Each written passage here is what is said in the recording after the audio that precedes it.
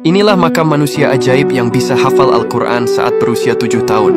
Makam ini bukanlah makam sembarangan, melainkan makam ulama sekaligus imam mazhab Islam terkemuka dunia yang bernama Imam Syafi'i. Nasab beliau juga bertemu dengan kakeknya Nabi Muhammad, yaitu Abdul Manaf. Imam Syafi'i terkenal sosok yang sangat hebat dan faqih dalam keilmuan agama Islam. Beliau terkenal sangat cerdas dalam menguasai ilmu-ilmu Al-Quran dan hadis, ilmu-ilmu fiqih dan usul fiqih, dan dikenal sebagai Nasyirus Sunnah atau pembela sunnah Nabi. Beliau banyak melahirkan karya kitab-kitab masyhur, salah satunya adalah kitab Ar-Risalah dan Saking cerdasnya, beliau mampu menghafal Al-Quran dan puluhan ribu hadis Nabi. Bahkan ilmu-ilmu fikih dari Imam Syafi'i banyak dipraktekkan hampir seluruh umat muslim di Indonesia. Imam Syafi'i dahulu wafat pada usia 54 tahun karena sakit yang telah lama dideritanya, yaitu penyakit wasir yang parah hingga menyebabkan pendarahan hebat. Beliau wafat pada akhir bulan Rajab, tepatnya pada hari Jumat tahun 204 Hijriah di kota Kairo, Mesir. Makam beliau sekarang dikelilingi oleh dinding kayu berukir indah. Kubah makam yang dibangun oleh Salahuddin Al-Ayyubi ini merupakan salah satu ciri khas yang paling mencolok. Kubah ini terbuat dari kayu dan menjadi satu-satunya di Mesir. Makam ini banyak diziarahi oleh umat muslim dari seluruh dunia. Ya Allah, semoga kita semua bisa berziarah ke sini, amin. Tahukah kalian apa alasan Nabi Muhammad menikahi Siti Aisyah saat masih kecil? Aisyah adalah istri termuda Rasulullah yang dinikahi saat usianya masih 9 tahun. Sedangkan Nabi Muhammad saat itu sudah berusia lebih dari 50 tahun. Aisyah adalah putri dari sahabat Nabi Muhammad, yaitu Abu Bakar Ash-Shiddiq. Pernikahan antara Rasulullah dengan Aisyah ini terjadi setelah Nabi mengalami sebuah mimpi, di mana ia diperintahkan untuk menikah dengan Aisyah. Ketika menikah, usia Aisyah memang terbilang masih sangat kecil, yaitu sekitar 9 tahun. Kendati begitu, Aisyah dengan setia mendampingi Rasulullah selama 10 tahun pernikahan sebelum Nabi Muhammad wafat pada tahun 632 Masehi. Selama menikah dengan Rasulullah, Aisyah juga tumbuh menjadi salah satu perempuan paling utama di kalangan perempuan Islam bersama dengan Khadijah dan Fatimah Az-Zahra. Alasan Nabi Muhammad menikahi Aisyah adalah karena pernikahan ini merupakan perintah dari Allah yang ditujukan kepada Rasulullah dan bukan karena dorongan nafsu. Aisyah juga tidak memiliki anak dari pernikahannya dengan Nabi Muhammad. Aisyah digambarkan sebagai seorang gadis yang pintar dan berpengetahuan luas. Kemudian Aisyah juga merupakan seorang gadis yang cantik, menarik, pandai bicara dan pemberani. Berbekal kondisi ini, Nabi Muhammad pun dengan yakin menuruti perintah Allah dan menikahi Aisyah pada bulan Syawal. Siti Aisyah juga merupakan istri yang amat Nabi Muhammad cintai. Allahumma salli ala Sayyidina Muhammad. Inilah sumur ajaib tempat dibuangnya Nabi Yusuf alaihissalam. Dahulu Nabi Yusuf dibuang ke dalam sumur ini oleh saudara-saudaranya ketika ia berusia sekitar 17 tahun. Hal ini sebab saudara-saudaranya yang iri hati karena Nabi Yakub lebih menyayangi Nabi Yusuf. Nabi Yusuf berada di dalam sumur ini selama 3 hari. Selama berada di dalam sumur ini, Nabi Yusuf senantiasa berzikir dan berdoa memohon pertolongan kepada Allah Subhanahu wa Ta'ala. Allah lantas mengabulkan doa Nabi Yusuf dan beliau akhirnya ditemukan dan diselamatkan oleh para kafilah dagang.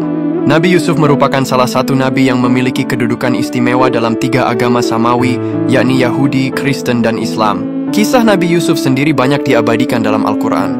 Bahkan, nama Yusuf terulang sebanyak 27 kali dalam Al-Quran. Allah Subhanahu wa Ta'ala memberikan mukjizat kepada Nabi Yusuf berupa kemampuan menakwilkan mimpi.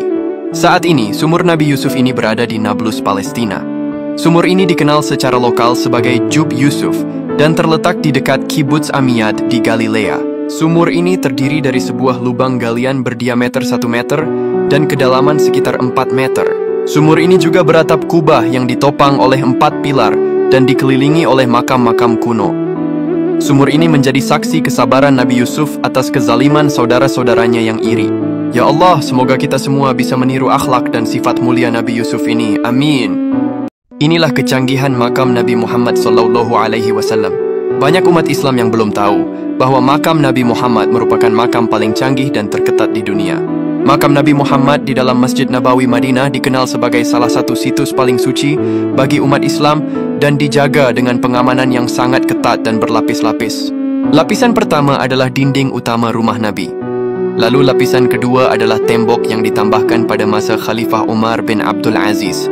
Lapisan berikutnya berupa pagar besi yang melingkupi area makam, dan lapisan terluar adalah tirai hijau yang mengelilingi makam dari pandangan umum. Makam ini juga selalu dijaga oleh kamera dan teknologi canggih 24 jam non-stop. Makam Nabi ini juga dilindungi oleh cor plak timah dan tembaga untuk memperkuat segel, sehingga tidak akan ada satupun orang yang bisa menggali dari bawah tanah dan mencuri jasad mulia Nabi Muhammad. Parit timah ini dibangun tahun 1179 Masehi oleh Sultan Nuruddin Zangki. Makam Nabi Muhammad ini dikelilingi oleh tembok yang kokoh, dan di atasnya terdapat kubah hijau ikonik yang diberi nama Qubatul Khodro. Tembok dan kubah ini berfungsi sebagai pelindung untuk menghalangi akses masuk langsung ke makam. Makam ini selalu dijaga dan diawasi oleh askar dan petugas keamanan Masjid Nabawi demi menciptakan suasana yang aman dan kondusif. Ya Allah, semoga kita semua berziarah ke makam Nabi Muhammad ini, amin. Inilah gunung ajaib tempat berlabuhnya kapal raksasa Nabi Nuh alaihi salam. Gunung ini namanya adalah Gunung Judi.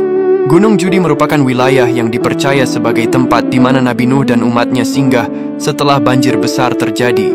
Dari sejumlah penelitian yang dilakukan, telah diketahui jika bukit tersebut kini bernama Gunung Ararat.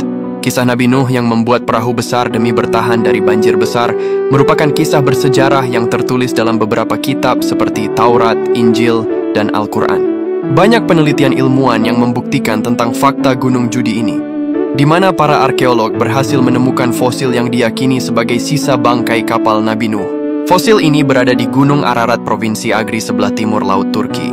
99% ilmuwan yakin bahwa struktur kayu ditemukan di ketinggian 12.000 kaki ini dan berusia 4.800 tahun adalah bahtera kapal Nabi Nuh alaihi salam. Sisa-sisa bentuk bangkai kapal Nabi Nuh sendiri masih bisa kita lihat secara jelas. Terlihat cekungan yang benar-benar mirip seperti sebuah kapal raksasa yang terdampar di atas gunung. Gunung ini telah membongkar fakta dan kebenaran kisah-kisah dalam kitab suci Al-Quran. Gunung ini juga menjadi saksi atas peristiwa besar, yaitu banjir bandang hebat pada masa Nabi Nuh alaihi salam.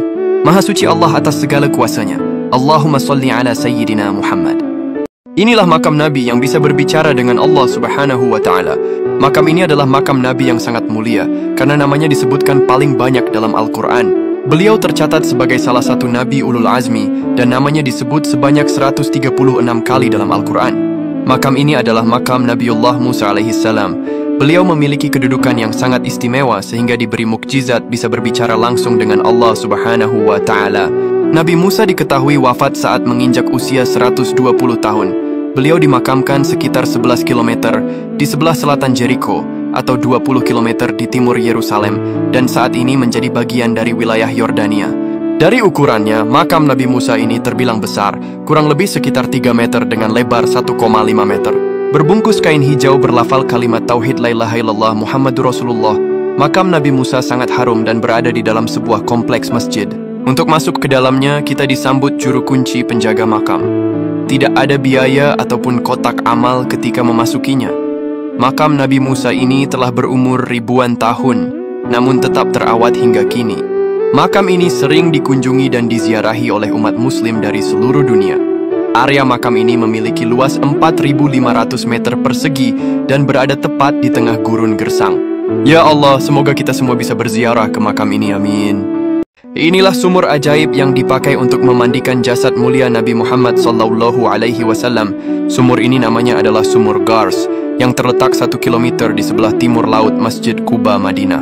Nabi Muhammad pernah bersabda, sebaik-baiknya sumur ialah Sumur Gars. Ia merupakan salah satu mata air surga yang airnya tergolong paling baik.